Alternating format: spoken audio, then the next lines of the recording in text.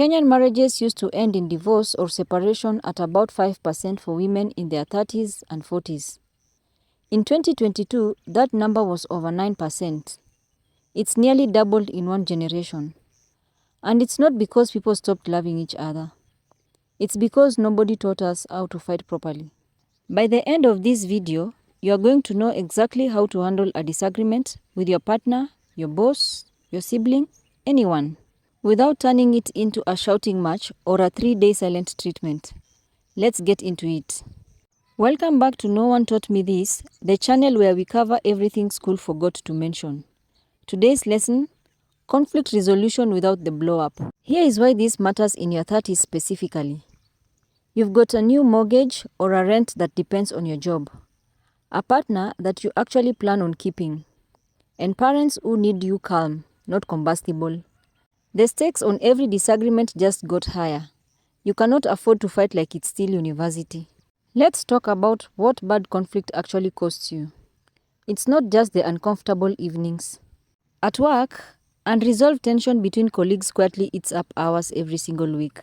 People avoiding each other, redoing work because nobody wants to ask the awkward question. All meetings that exist just to work around one person nobody wants to talk to directly. At home, it's worse. It's the fight about dishes that's actually about feeling unappreciated. It's the WhatsApp message left on read for 2 days because neither of you knows how to say "I'm upset" without it becoming round 2. Picture Wanjiku, senior accountant, 4 years at her firm, genuinely good at her job. Her and her team lead have a disagreement about a budget report. Nothing dramatic, just a difference of opinion. Instead of addressing it directly, Wanjiku goes quiet, stops volunteering ideas in meetings, starts CCing everyone on emails, just to be safe. 3 months later, she's up for a promotion and her team lead describes her as difficult to read. One unresolved disagreement, handled badly, quietly cost her promotion. That's the real price of not knowing how to do this. Here are 3 things nobody sat you down and explained about handling conflict like an adult. 1. Separate the person from the problem. When you are upset, your brain merges the issue with the person. So you miss the deadline becomes, "You don't respect my time." And suddenly, you're not negotiating a deadline anymore. You're defending your entire character. The fix is to mentally put the problem on the table between you and the other person, instead of inside them. Take Otieno, a site supervisor in Nairobi, whose contractor kept showing up late. Instead of saying, "You are careless and unreliable," he said, "The 8 a.m. start time is not being met, and it's pushing our old schedule." Let's figure out why. Same complaint, completely different reaction from the contractor. Because Otieno attacked the problem, not the man. The next time you're annoyed with someone, write down the complaint twice. Once about them, once about the situation. Say the second version out loud instead. Number 2, use the pause before the point. Most blow-ups happen because we respond in the first 10 seconds of feeling triggered, when we are at our least rational and most reactive. A short deliberate pause, even 5 seconds of silence, or "let me think about that and come back to you," changes the entire trajectory of the conversation. Consider Achieng, a mother of 2 in Kitengela, whose teenage daughter came home late without calling. Her instinct was to shout the second the door opened. Instead, she took one breath, said, "We'll talk about this in 10 minutes.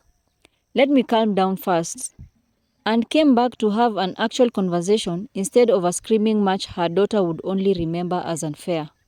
Pick one phrase, for example, "Give me a moment," or "Let's come back to this," and use it the very next time you feel your temperature rising before you speak. Number 3, end every hard conversation with a concrete step.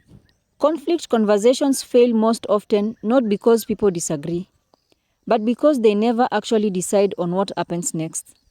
So the same argument resurfaces a week later, more bitter than before.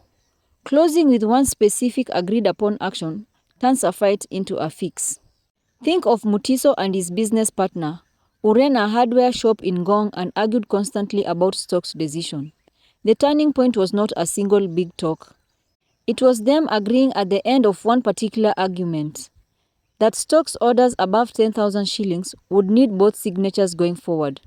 One rule, agreed at the end of the conflict, and that specific argument never came back. The next disagreement you have, don't let it end on, okay, fine. End it on one sentence that starts with, so going forward, we will da da da da da. Let's lock it in. 3 things. 1. Attack the problem, not the person. 2. Pause before you respond, because your first 10 seconds are never your best 10 seconds. 3. End every conversation with one concrete next step, or you'll be having the same fight again next month. If no one taught you this either, you're not behind, you just didn't have the syllabus yet. That's what we are here for. Hit subscribe so that you don't miss next lesson. We drop new ones every week. Here's my question for the comments. What's the one phrase that always makes a fight worse the second someone says it in your house or in your office? Drop it below. I read every single one. See you in the next episode.